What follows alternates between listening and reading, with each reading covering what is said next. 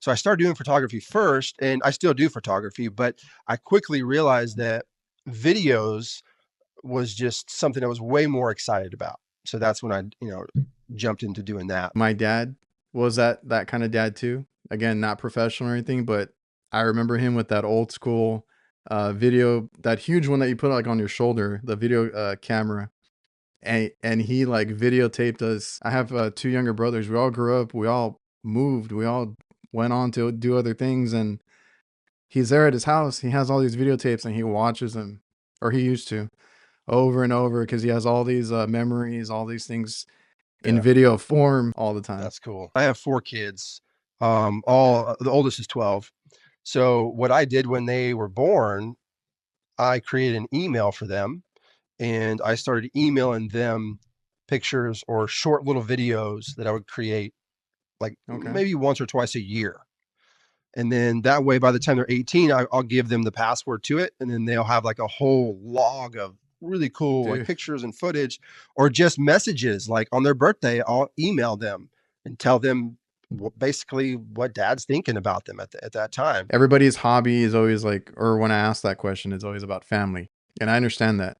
But like, what do you do with your family, right? So like you're an outdoor person, you might get away during work. That's another way to do it. I'm starting to realize how important it is to not make your work your main thing.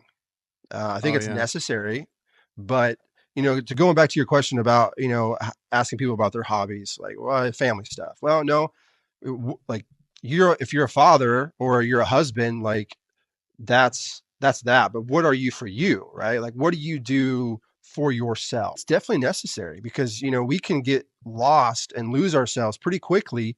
Um, because there's so many distractions. I don't want to live to work, man. Like I don't want to miss my kids' sporting events or like their school events or whatever it is. That's what the kids are going to remember. That's what we are going to remember when we are, 80 years old or however old. We're going to remember all those little moments. You know what I mean? We're not going to remember how much we made that, in 2024. I always put myself like in my kid's shoes. I'm like, what was I doing at his age? And what do I remember? I remember my dad was always at my school. He loved watching our sporting events. He would take us to school in the service van.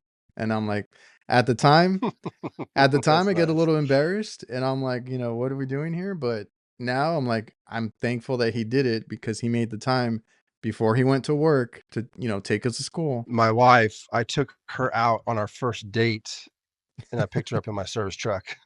Oh, really?